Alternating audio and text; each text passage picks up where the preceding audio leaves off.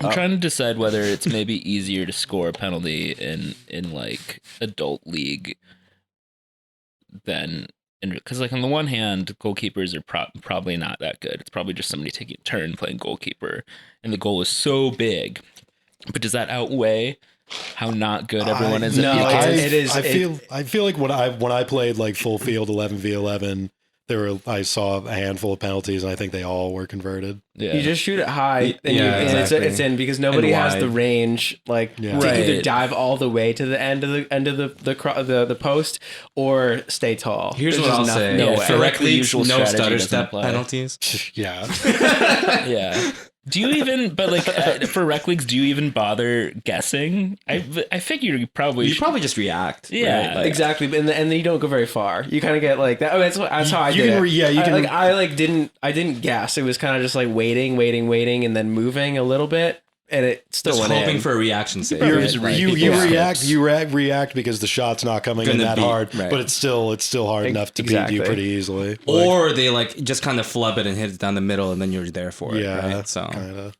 On the 7-a-side pitch, though, it's like also you don't even need to dive at all because it's you can like just starfish. Yeah. You just come off your line a little bit because they're not going to fucking check either, you know? See, that's why I feel like I'm a decent 5-a-side keeper because you kind of just make kick saves the entire time, and that's like enough. I just like when it's coming to use your hands. You gotta get so low though. Like if you're playing 5-a-side on a small goal, 5-a-side, you have to like be able to like get really like your leg needs to kick out. Oh yeah, but like I have long legs, so I could just like poke out pretty well. Yeah, I always treat it. Like I've never played hockey, but I imagine very similar. The way I play goal, like on a 5-a-side, is how you'd play goal. I played hockey. You're basically like almost on your knees. Like you're that low. I played goalie. Kind of, yeah. You're like you can get down like a catcher. Even. Right. Like you just get down. Right. That's how I approached it when we did that PE hockey class last semester at college. I did goalie 1 class and I kept a clean sheet. And I just played it like it was catcher. It's called a shutout. In Canada. Oh, okay. So it's I caught a shutout or le shutout as government mandated, I say, for that. But episode 209. That was the key. I just dragged my leg against the ground and nobody lifted it, you know. It's Alex!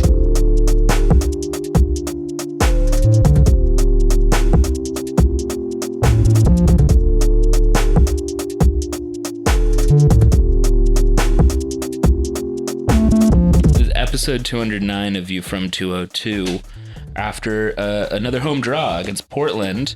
It's the 4 of us, and more importantly, it's after a well-fought game for ASC Geoguessr in the season finale of the most prestigious league that, you know, once the pyramid opens up, fucking LIU Brooklyn Rec League Mondays is going to be the most... Like the money's going to flow in, everyone's going to come, the fans are going to come, the sponsors are going to come. The American Conference. Yeah, everyone's going to look at it and say, wow, this is grassroots soccer, and ASC Geoguessr are the hardest lads in the world. It's the Wild West, where just all sorts of strange entrepreneurs are bringing clubs in and out, but we are the one fixture. I will say the refereeing in the ASC Geoguessr League is miles above whatever PRO highlight of today, though, is that this is our 6th game of 6, last game of the regular season, and today the ref was like, oh, wait, no, when the ball goes out, actually, we're doing throw-ins instead of kick-ins.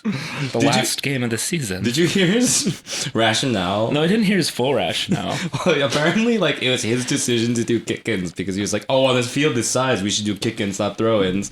And then apparently the league was just like, no, we're doing throw-ins. And That's awesome. Well, the other ref last week did kick-ins. Well, he was like, He was like, oh, I thought this ref was throw-ins, but everyone's been telling me we've been doing kick-ins, so he just went with it. That's probably what happened. They probably had a little back and forth. He was like, oh. Yeah. Oh, ref last week snitched. Well, he is a City fan, right? So, are we surprised? That's true.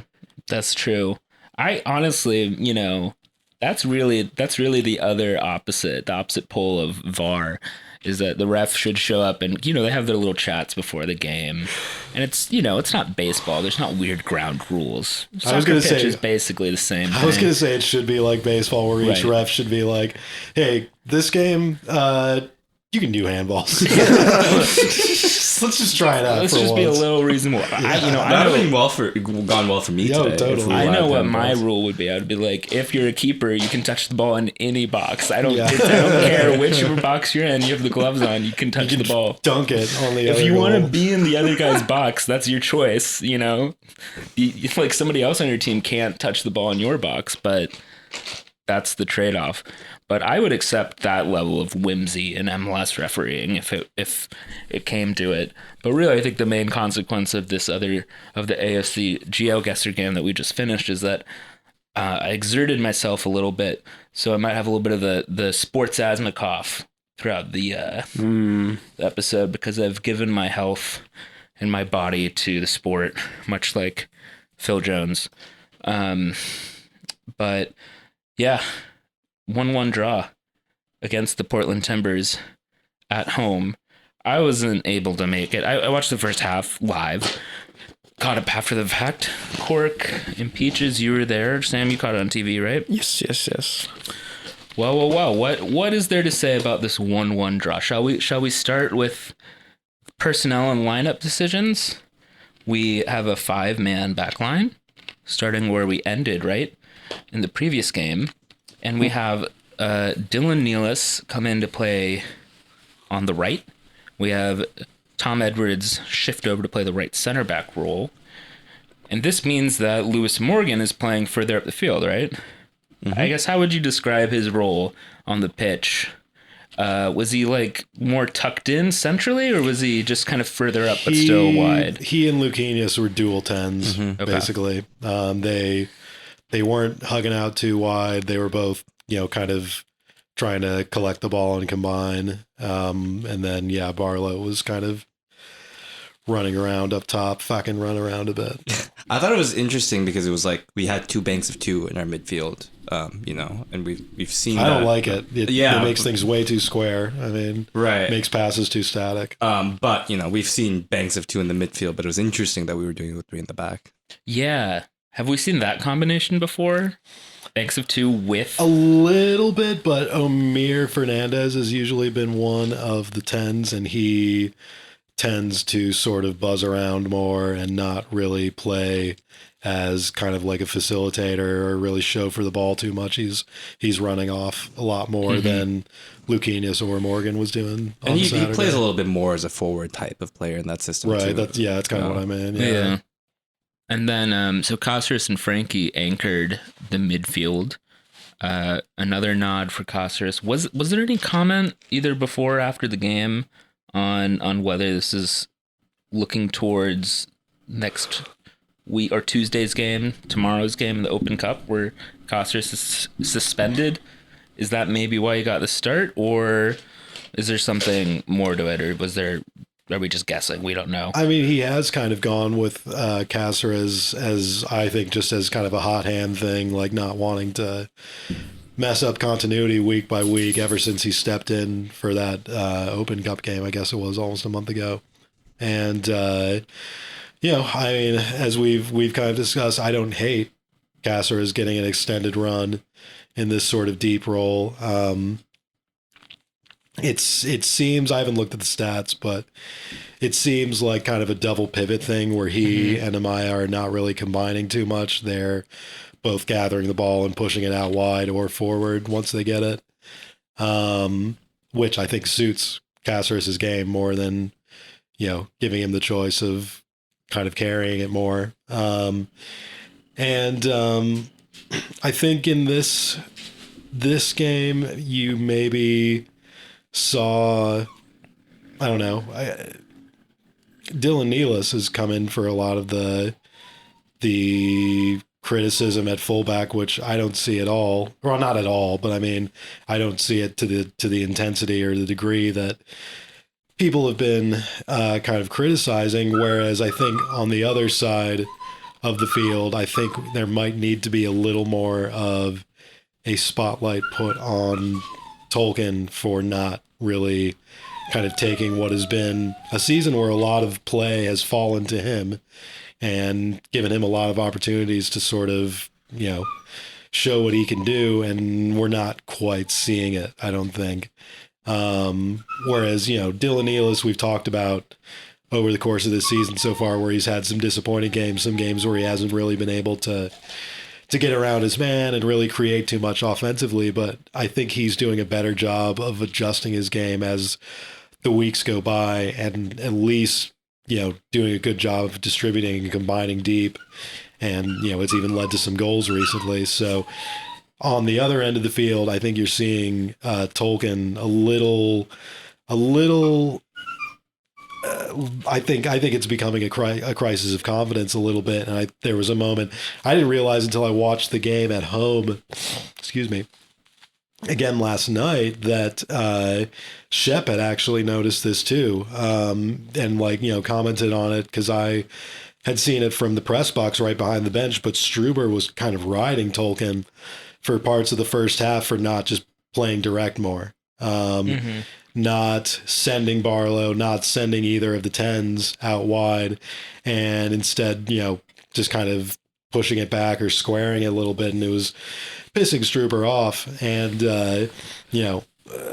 I think there's been the Conrado rumors recently, and I just think left back might be a spot where you see the first attempt to do some mid-season engineering this year. We'll see. Yeah, I mean, I wonder if that crisis in aggression, or his I feel like his appeal to a lot of people is because he kind of plays conservative, or doesn't play things that aren't too safe. So I think if you're just watching the game, you're like, oh, he hasn't really made mistakes, but it is kind of a mistake not to, I guess, be more aggressive when you can, especially when you're playing that wing back role. Exactly. Compared to being 4 in the back, which I think might just be a more suitable the wing backs have to be the impetus in this team a lot of the time, and then the midfielders are just kind of picking up their scraps. Yeah, he loves to take a touch on the ball and then trap it and fully stop it. He's often standing over a completely stopped ball, isn't he? Even whether it's a set piece or in the run of play. Whereas Dylan Nealis moves with the ball. He takes a touch too, where he wants to go. Yeah, exactly. Yeah. And the only mistake, though, that I can really think of, honestly, in the last 2 seasons, the only real 2 howlers we've had as a team are, one, the recent goalkeeper one against Montreal, but the other one is actually Tolkien playing that hospital ball switch across the field at RBA, which I think is very indicative of kind of this general tendency in his game. We kind of, at least I thought he'd grow out of it a little bit, right? It was first year jitters almost of last season, right? Where being a little more conservative, a little wishy-washy when it came to the attack. But yeah, we're not really seeing it. It's a little frustrating. I don't know. I think Kemar Lawrence is somebody that had the set the bar for being able to attack and push up, and then also come back very aggressively. Not anymore, but yeah, when he played for us, right, exactly. Very important caveat. Because Kemar didn't really even have as much of a final ball. That wasn't really his, but he did zip up and down the pitch and draw defenders out constantly, and sort of that emergency stopgap. Yeah, he created space. Yeah, exactly. It's weird with Tolkien too, because Tolkien does have a good left foot. He can ping it, and he just chooses not to. But it's not a lot of time. Yeah, but it's also just not a good cross. He likes to. He can't cross, but he can definitely play a long ball. Yeah, that's the thing. Is I think that's shoot sometimes. Right, I think that's what what drove him potentially playing a 6 earlier in his career. Right, is that he had that kind of. He just maybe plays a little bit more centrally and a little bit deeper and has those instincts a little bit more. But as a wingback, he's just really not bombing forward or even making those undercuts. He's always wide. I feel like sometimes if you're a wingback, you have to make that interior run too, right? But also in the last year, really until Lucchinius got here, who else was playing on the left side for us? Our left side has been conservative in general the last year or so, and now that Lucchinius is here, it seems like he's been drifting centrally, which I think is good. for him and good for the team. But I mean, it does seem the left side of the field that probably has the least amount of competition in the squad right now too, where maybe a bit of healthy competition could be good, like we're seeing maybe between Nealis and Edwards and Morgan, and between Drew and CCJ and Frankie. Maybe a little bit of that could be good. So the Conrado thing makes a lot of sense. You bring up Luquinhas. Now you said this before, but like that, I think playing our 2 banks of 2 for the midfield really kind of neutralized his effectiveness in this game in a lot of ways, because he was really, really quiet, right? And that's... Yeah, he was quiet, and he was also in a lot of situations where he was leading a counter, and as great as he is in kind of tight spaces and stuff, he does not have breakout downfield explosive speed. He would get chased down pretty easily after the first few steps. And he always needed to look for a man forward, but either they weren't there, or, the Timbers, maybe just did a good job of being able to get in his way of where the runners would be. So he was constantly, like, when he had the ball, he either trapped it and didn't know where to go, or had to pass it back a lot, it seemed like. So, I think a lot of what felt like frustration in this game was because we really couldn't get Luquinhas activated, right? It was, because it was kind of like I commented in the last game, in the Chicago game, that you were seeing a lot of the coordinated pressing leading to the ball falling to Luquinhas' feet to start transitions, whereas he was kind of behind the guys who were pressing in front of him, whereas in this game, he was more one of the lead pressers and kind of running in front of the rest of the team when he would get the ball, and that's not, his best scenario. Which also, I feel like, didn't put Lewis Morgan in too much of a position to succeed in his position either. Although I felt like he showed flares of creativity that demonstrates that he can kind of play that position, in my opinion. But like you were saying, our wing back play was a little weak, or not like you were saying, but like I think it was weaker than if someone like Lewis Morgan were facilitating stuff wide. So, and this is sort of speculative because I wasn't able to watch the second half as much in detail as I would have liked. I mean, it sounds like did we need or did we benefit from having 3 center backs? Because it sounds like we didn't end up getting the full benefit of having 2 wing backs on the field going forward. And while Portland didn't totally bunker and was sort of active and taking chances, I don't know, like was 3 at the back, 5 at the back? Do we need to do that this game, or did that end up being redundant? I have an opinion about this, but Cork can go first. Well, I was going to say that I shudder to think what it would have looked like with 2 center backs against Moreno for Portland, who I thought was really impressive. Moving all across the forward line, picking up the ball in different spots and making things happen. I think just having the extra man back there might have been what kept him from, really getting one across the line. He ended up feeding the goal even too. So I guess, I'll just kind of use that to say that I think he might have been the main reason Portland was able to, kind of take more risks and generate more against us than any other team has at RBA this year. Yeah, I mean, him and Chara, I think, were really kind of... Chara was really good. Yeah. Running those channels against us really well. But here's an original Peaches take for you. But I think that there's... I feel like it's a little bit of problem solving, and it's like maybe a little too far thought into, where... When I was watching the game, I was very much thinking like, CCJ really stands to benefit like in his kind of double pivot position when there's like that extra center back behind him. Because I'm not really worried about his lack of coverage at that point, but I think he's able to facilitate more of that kind of like spraying out, like you were saying. But that also kind of hamstrings us in different ways. But that's my take on why the rationale could like. I think it is. That. I think it is definitely true that Struber knows that. The deep midfielders he has are not necessarily the most kind of disciplined and defensive. Yeah. So did we need another body further up the field instead of having 2 banks of 2, or is it more of a function of the fact that 2 of our 3 forwards were either out injured? either through COVID or whatever Fletcher had. I can't remember. Like, would that have been mitigated or different if Klimala were able to start on Saturday instead of Barlow, who Barlow is, I think, great at positioning and making things happen, but might just not have quite the facilitating or finishing touch? No, I think there were a lot of plays where, Klimala would have been able to extend things a little more, combine certainly more than Barlow was able to.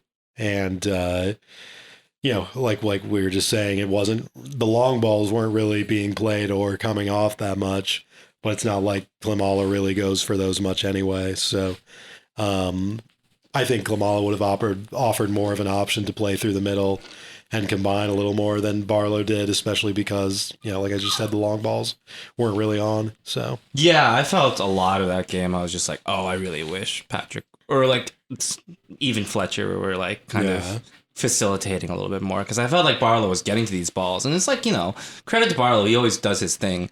But it's like, when I was watching the game, I was just like, man, Barlow's never shown me that he has like it. Barlow can't be by himself up top, really. Yeah, and obviously Zach Ryan comes in later, but it felt to me maybe not like that we needed an extra man in the midfield, but like the way we're facilitating and like the way that our 10.5s were just like kind of not really in line. There wasn't really a structure.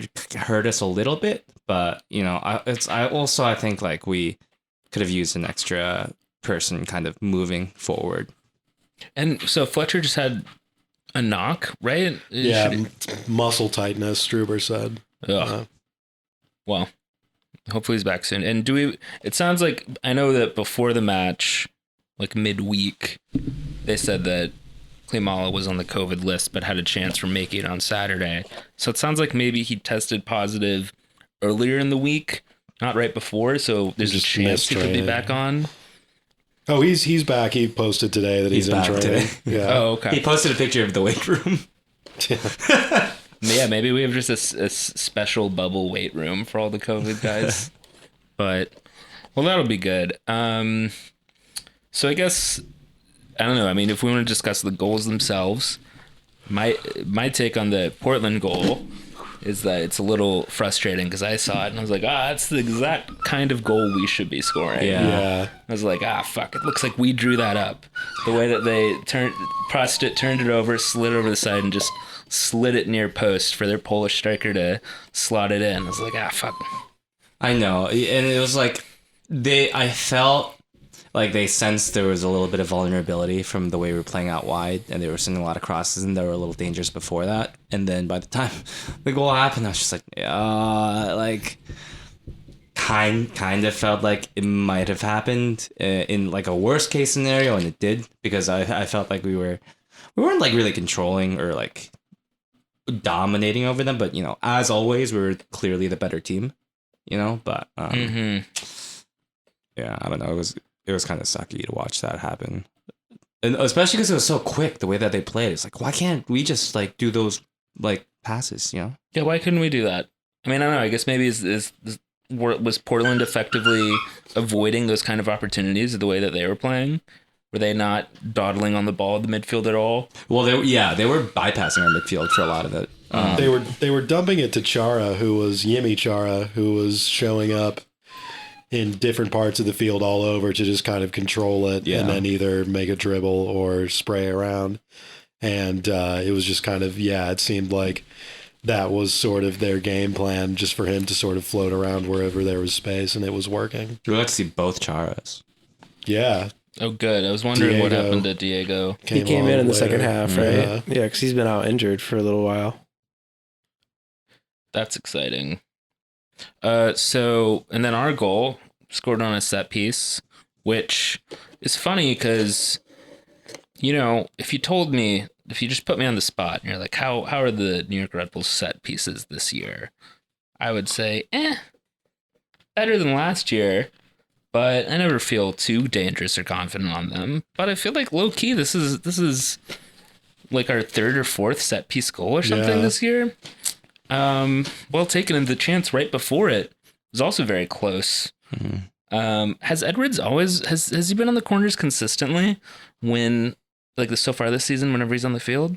He's been over a lot of these free kicks and like dead balls, I think. He seems to have the pace ball of the also like one of our only players who might be able to hit a cross, which kind of sucks because he plays center back, but well, yeah, but he's also it works well because I don't think he's not particularly tall or dangerous in the air. Right. So it's not like we're missing him in the box on it.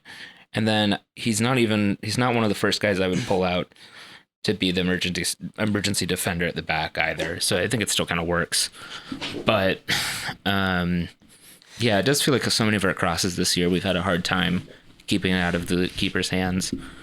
But it felt good at least, or it seemed like it was cathartic to have a goal thumped into the back of the net instead of sort of squibbled in at home. But it was still kind of messy to get there too. But I mean, it's you bring up set pieces and like it was frustrating because we had like one corner or set piece in the first half that we took short and no one was there for that side and felt very do you remember that one? Oh, I remember that on the highlight. I was reminded of it. Yeah. Very frustrating because like it kind of felt emblematic to me of like maybe not a confidence, but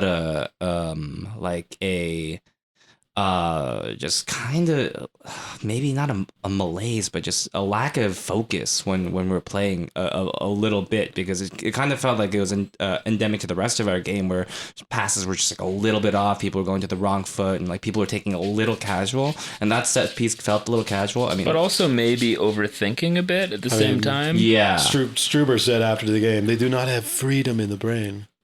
And kind of pinpointed it as a little bit of a confidence issue, a little bit of guys being young and sort of overwhelmed by the situation, and a little bit of I would hope he thinks of it as sort of something to do very hands-on coaching for over the course of the year. I mean, it's sort of the Red Bull mantra sort of thing about, just mental processing, just, knowing what you're supposed to do quicker and quicker and quicker as the season goes on and you learn the tactics more and, making it somewhat unconscious to feed guys on transition runs and just, put it in on those runs. Struber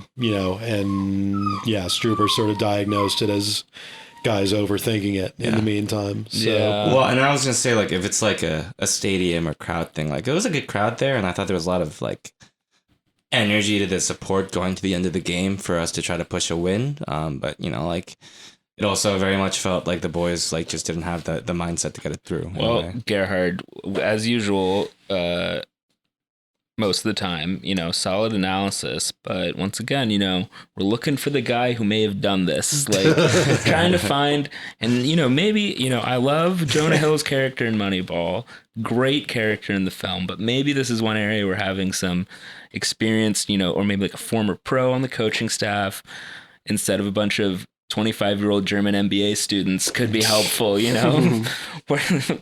to, speak about that sort of aspect of the game. I don't know if maybe he got a little embarrassed when we noticed Sakai was hanging around a lot, but I think it might be more useful for him to lend his expertise to the players rather than Burns' 40 slide presentation. But sorry, Burned. Have we seen an acronym in a while? No, it was a Carnell special, right? We saw the Formula One track. Oh, yeah. Oh, yeah. Mm-hmm. Which I haven't watched the video to see what the metaphor would have been. It's a strange metaphor because it's a loop, right? I think so. A circuit, yeah. So it's it'll repeat itself. Yeah. Again. So I don't really know, but I should, maybe it makes sense. Maybe it's a sprint race. I don't know. Still though, it's a loop over and over again. So, we'll see. I can't remember Carnell's final acronym, but maybe he's brainstorming all sorts of local St. Louis acronyms to really bust out over there. But so the winless streak at home continues. The perfect streak away. continues as well. As everyone says, win away and draw at home. Thematically, I agree thematically on this, that it just seems to be slightly a mentality and maturity thing. Because now that we've talked about it in full, I do sort of get it tactically, and how we were just missing 2 of our 3 first choice strikers, and that does not seem to help. And maybe our wide players are not contributing as much as we would prefer, and maybe that's the first place we're getting reinforcement. That all makes sense to me, but yeah, it seems like we just need to find a better way to intimidate and just force ourselves to a win at home, which is just really frustratingly lacking. Well, we came out of that gate, of this game, super aggressive, and, I thought that we were playing really aggressive. And then as game states change and we weren't capitalizing on it, it just kind of started unraveling a little bit. And I think, then the mentality went away. Obviously, you always want to score early, but, Which reminds me of the set piece thing that you just brought up, because it's like, yeah, maybe fucking David Bingham in goal. Like, maybe just have a fucking, it's the 20th minute. Just fucking, we don't need to. Also, I feel like you should, throw in a couple set pieces first to set expectations, and then you can do the. Also, it's not our Volo league. Not every free kick is indirect, so they could have just, taken that one. Yeah. That free kick, I was actually calling. It's why doesn't CCJ just have a rip at this one? That's a good range for him. Oh yeah, who ended up taking that? In the first half, you mean, or yeah, first half. Morgan was Morgan, right? Yeah, Morgan. Yeah. CCJ was in the box for that. I was like, oh, he's not even. Yeah, he wasn't on top. He wasn't on the ball. I have to say, I was actually, I was, when it ended up being Morgan and Edward standing over it, I preferred that. I don't know. It makes sense, but it's just that's one of the instances where I was like, okay, have a rip, and then not the one at the end that he took, but that. Oh yeah. Yeah. Frustrating. What's our next home game? Dallas? Chicago. Wait, no, yeah. In 2 weeks. Yep. Okay. Maybe. I mean, it's gonna. Oh no, Chicago's gonna come back for revenge. It's gonna. That might suit us, though. That's true. We're gonna break the duck eventually, right? Because on the one hand, it's like I'm sort of resigned to being frustrated about the home thing, because it is frustrating. It's weird. I prefer to just win at home, despite us still being in an excellent place in the table. It's frustrating to watch your good team not be good when you watch them. Yeah. I don't even know, but I don't think it's not being good, because I don't think there's been a game this year where we've been the worst team. No, yeah. I just mean it's frustrating not to watch your team win when you go watch it. I would say the game where we've struggled the most was New England, but then and then we've that's why I've been to a lot of away games. I think we struggled a decent amount against Columbus. Were we objectively the worst? No. Like as in the episode right after, I said I think 1-1 ended up being pretty fair. Right. Overall. Minnesota, I think we weren't worse, but I just felt we were very naive afterwards. I'm just tired. The goal that we conceded this week was, at least we gave up a classic RBNY goal against ourselves instead of having another Minnesota Montreal type goal. Right. That was getting real annoying. Falling asleep on the second ball. Yeah, I don't know. Maybe at least it does feel, it's sort of a sad thing to say, but it at least we didn't lose this game, point at home. As long as we're winning away, it does feel like at least we're treading water on that front and not just totally pissing away everything. They did celebrate the equalizer pretty strongly. I can imagine. Which is, also in a way frustrating because I wanted to win, but yeah.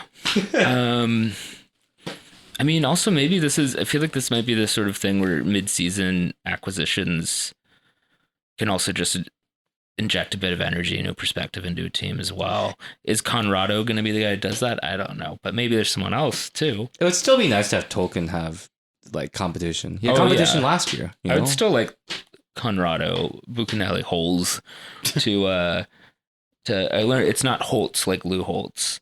It's holes. Holes. Yeah. Holes. Conrado Buchanelli Holtz. Oh yeah, sorry, I gotta put the Portuguese, the Brazilian accent on it. When would that be happening? The summer, but I don't know. Based on the recent track record of when smoke appears about an RBNY transfer rumor and then doesn't for a while, they don't really revive too much lately. Yeah. Maybe we can still get Ivan Toney. We'll see. Maybe Kevin's left some of his binders behind. True. Hey, maybe we can get, if Jesse pulls it off and Everton goes down, maybe we can score Richarlison as a gift. Leighton Baines. pull him out of retirement. Be like, Harrison is just like Merseyside. Don't worry. It'll feel like you're at home. It'll be like that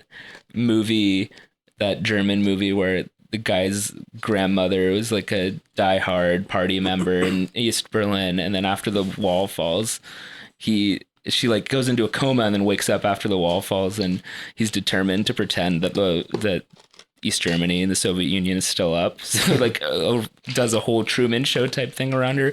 We're going to do that with Leighton Baines, but in Harrison, and pretending that RBA is Goodison Park. Take him to Coney Island. Oh, it's Blackpool. Yeah. Like, they're closing down Goodison Park and they're building a new stadium, and this is that new stadium. Yeah. Don't worry about it. This is since you guys got relegated. But yeah. Well, should we discuss Open Cup and then Philly on the weekend? Yeah. Got a real regional flavor to this week. First, we've got DC on Tuesday. All last episode we said Wednesday, but you get it. You know what I mean? Spiritually Wednesday. It's the same thing. Soccer only happens on 2 days. Wednesday and Saturday. If you're playing on Thursday, that's also Wednesday. If you're playing on Sunday, it's also Saturday. Monday is basically Sunday, which is Saturday. So, you know what we mean. I know Batista did a DC preview on OAM, right? And someone else? And Gregory Martinez. The boy wonder. Excuse me. There we go. There's the cough. What's their deal? They just fired the guy. I didn't know if they lost recently or have they responded. Good question. They or who do they have an interim already lined up? It's the interim is just their longtime assistant coach. Their I guess they're Richie Williams. Classic. Wait, is Richie back with Bob? He's with Bruce. Sorry, yeah. It's another episode of 202 on Foot Mob. To see that DC... Yeah, DC's won 3 of their last 4, including the Open Cup against that pissy little Rochester team. Well, manager bump?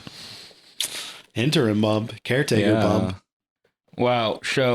They beat Houston. And that new guy that from a Greek guy scored for them. Don't care for that. Yeah. That guy's been kind of like tearing it up, apparently. The guy who we were apparently in for before DC was. I was kind of talking shit about him on Twitter, too. Me too. It's inconvenient for me. We don't like when Greek guys score. Only Turks. I'm not prepared to commit to that take. Only Albanians. I need to do a lot. I need to open a lot of Wikipedia tabs before I commit to that take. Hold on. I need to really check all my bases. But interestingly enough, Bill Hamid subbed out after 49 minutes. Maybe he's hurt. I don't know. Are they going to take this seriously? Presumably. Yeah. What else? Yeah. We're going to take this seriously. Are we? Presumably. A team like DC, where their regular season is probably pretty screwed by now, will probably see Open Cup, as their saving grace this year. But I mean, I don't think any professional team just like straight up doesn't try. That's true. So, well, DC are 4-0-5, so they've not drawn a single game yet. Even with winning their 3 of their last 4, they're still only in 10th place. We're away. Yep. Yeah. Oh, easy dub. Right. Are they playing at their own stadium, or are they going to go to some weird Maryland soccer park? They're playing in their weird little... I mean, their stadium is already like a weird little Maryland soccer park. So Right. It's like a Texas high school football stadium. Right. I mean, honestly, it looks a little less nice than a couple that I've been to. Right. But, yeah. So I guess Tuesday to Saturday is a decent layoff too. I assume Drew's going to get a run out. I would think that Klimala probably gets a run out if he's back in training. But I don't know. How would you approach this game on Tuesday? And maybe the main framing for this is basically, should we prioritize it sort of as just as important or more important than a league match? Or is it sort of an opportunity to rotate a bit, thinking that DC might do some rotations as well? I don't see any defensive rotation, though. I think we probably keep the usual suspects. I think the question is just whether or not we do 4 or 5. And this is a Tuesday, Saturday turnaround? Yeah. So... This would be, if we had another left back, this would be a good opportunity to maybe play him and get a little bit of fire under Tolkien's feet. So Jason Pinton's starting. Yeah. Morgan supposedly prefers his left foot as ambidextrous as he is. So maybe we see something where he comes in for Tolkien and, it's Dylan and or Tom on the right side. It would be interesting to see Tom Edwards play a fullback position. Hasn't he done that this season once? Yeah, he has. Just once. In the 4-man. Yeah. I think this also seems like a good opportunity to give Nealis a start. Dylan Nealis a start. Oh, yeah, that's true. I don't think he was that bad either. Well, right. I think he wasn't the problem. I think he's in need of confidence just generally, even beyond Saturday. And a cup game could be a good venue for that. And then if we need to make a change, we definitely know how to do that. Did he come out in the game just for tactical reasons or because he was hurt? Do you know? On Saturday? Yeah. Oh, he did look kind of fucked up. Has there been a report on that? I don't know. Actually, yeah. I right when we went to go play our game just now, I saw a blurb come up that Edwards might be injured, but I didn't look into it until just Nealis, remembering it. Edwards. That's interesting. I would like to see a 4-4-2. It wouldn't surprise me if maybe... Oh, so Omir hasn't started for a couple games now, right? Yeah, I wouldn't... Not the last one. Wouldn't surprise me to get Omir go in and maybe give Lucchinius a bit of a rest. Maybe put him in late if need be. Frankie's been our kind of workhorse so far, but frankly, I don't really see a replacement for him right now. I mean, especially with CCJ out suspended for this one. So I think it's going to have to be Frankie and Drew in the middle. So I think then you have... Unless we see Daniel Edelman. Yeah. Depending on how much rotation you're talking about. I mean, Zach Ryan, we didn't talk about him. He looked pretty good in that game. Good. Do you think Struber pull the trigger on getting him a start on Tuesday? I feel like we've gotten so much rotation up top thus far that nobody's gassed. Yeah, like it doesn't even really matter. Like you could set anybody up there. Everybody's been playing average 60 minutes. That's true. This is the spreadsheet coaching coming into action. Yeah. Load management. Yeah. Well, in any case, I expect us to beat them and go through. What is this? The round of 32? 32. Yeah. All right. Then we can get into the quarters is after that, right? Mm-hmm. All right. Sweet 16. How long does the regionalization last? I think this is the last season. Time. Last year. Or last round. But this is the last round. After this, we get drawn with anyone. I think so. All right. I fancy that. Yeah, let's win in regulation, fellas. Let's do it. Let's go through. Easy. Yeah. I'm not scared of. Hell, I could eat. Yeah. Exactly. Are the boys practicing penalties this week, do you think? Yeah, probably are every week. That does just make me wonder. I don't even know how good at penalties we are, but it also just makes me wonder about the end of last season. I think, I I really would have liked our chances and penalties there. I think it would have worked. No use bringing up old wounds, Brit. Well, I mean, we're going to Chester again this weekend. Yeah. So it really does feel like I was just there watching a game. Well, it's also, I think it's particularly pronounced because those were like the 2 away trips we did last year. Yeah. The beginning of the season and the end of the season. Both times it was a little colder than I would have liked, but not like fully cold. This weekend should be nice, right? Both times there was a profound sense of loss. Yeah. First from Aaron Long and then from the playoff loss. The sting, yeah. So, maybe we can go and continue our revenge tour a bit. It looks like we have successfully actually torpedoed New England's season. They're all a mess. I guess Pumas also did that. But in typical Pumas, like who else? It would be Pumas, who is the first team to lose to an MLS team in a final. It really makes sense. But I fully expect to go full out on Saturday against Philly, and I would probably expect Morgan to be right wing back in that, and then have our usual 3 center backs, and then Tolkien. I guess the only question there is it seems like it changes week to week for what our preferred setup is in the front 4 or 5. But I ideally would like to see Klimalis start against Philly in Chester. And just kind of go for it from the jump. And I think, we can do that both on Tuesday and Saturday this week. And we should. Agreed. Not too much to it. I don't think. And realistically, I don't think we're going to see any change of the Tolkien in the near future. But I always enjoy Yearwood and Amaya side by side. So would love to see that in back-to-back games on the road. I expect us to win both, honestly. I'm excited for the Philly game. I think that'll be really good. I also just, fresh off of the way things ended last year, but these are both just 2 teams in good form. So it'll be a really fun game to watch. We'll be playing for first place in the conference. Yeah, exactly. Ooh. I also was sleeping on the fact that Montreal is in 3rd right now. What the hell? Yeah, they've been kicking ass ever since they finished Champions League.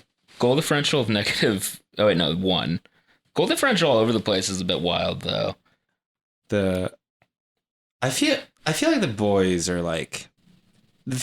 Away at Philly seems like the type of thing they would get up for. And it feels like, as we're talking about this season is... we got to find them a reason to get up for stuff.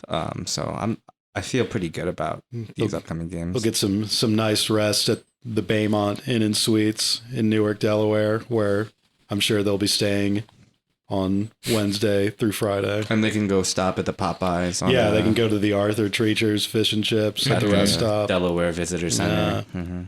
Do they go all the way to Newark, Delaware? Is that where they stay? I'm just joking because that's where I stayed in a hotel last week. Okay. But it is right in the middle. Just on your way back? Yeah. Okay, yeah. I was like, yeah. God, yeah. I've never spent the night in Delaware. I've only passed through in that little corner. Well, joke's on you because Cork doesn't have to pay taxes this year because you did that. Exactly. I'm now an NBNA executive. Yeah, how was it to see the largesse of our Caudillo Brandon Biden? Yeah. Was it everything you dreamed of? Yeah, I was in the parking lot that America sprung from. Oh, the first state.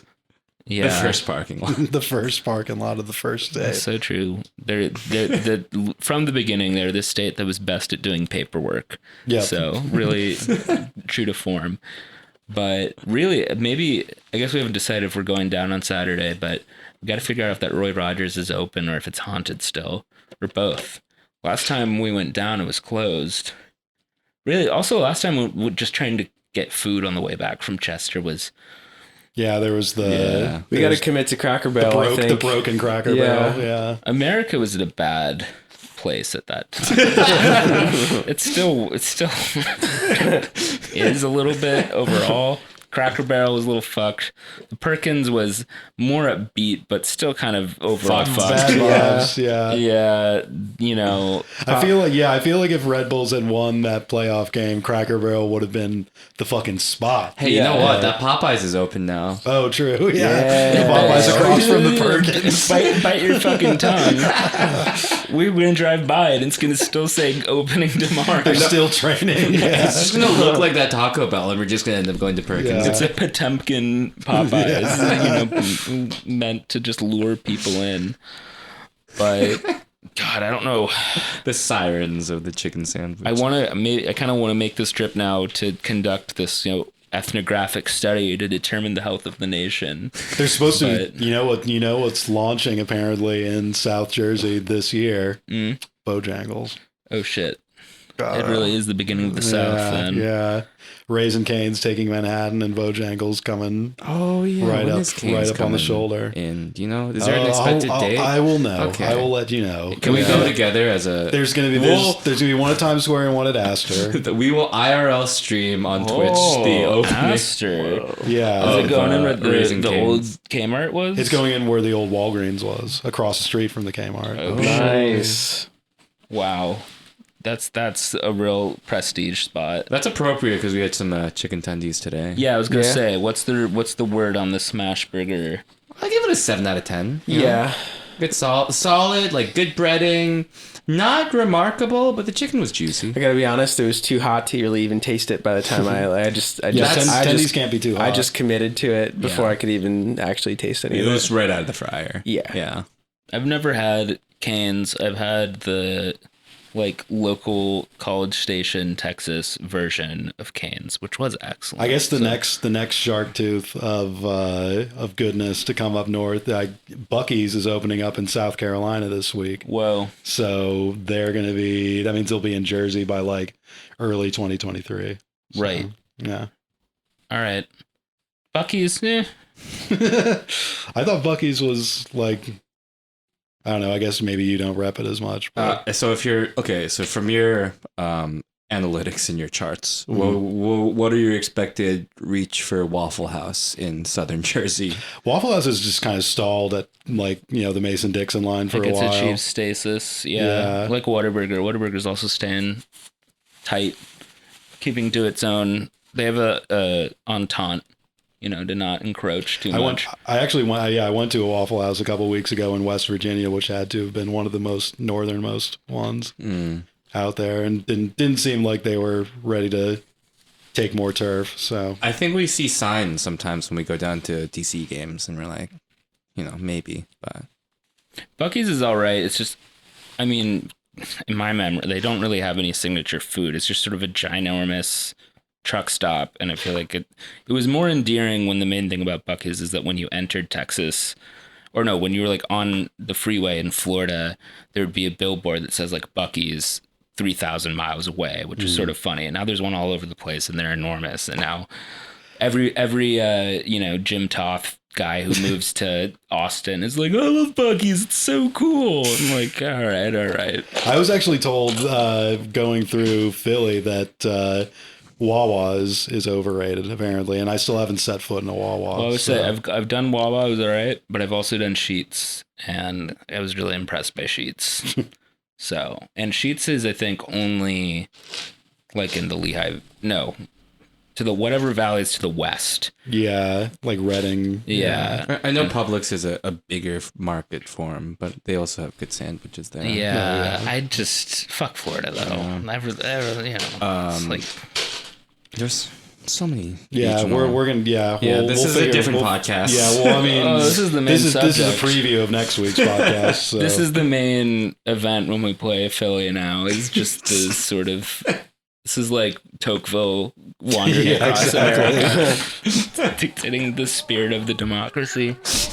And then anyway, the Red Bulls won 3-1. That's the last final page of that. Till then, I guess. Hey, Sally!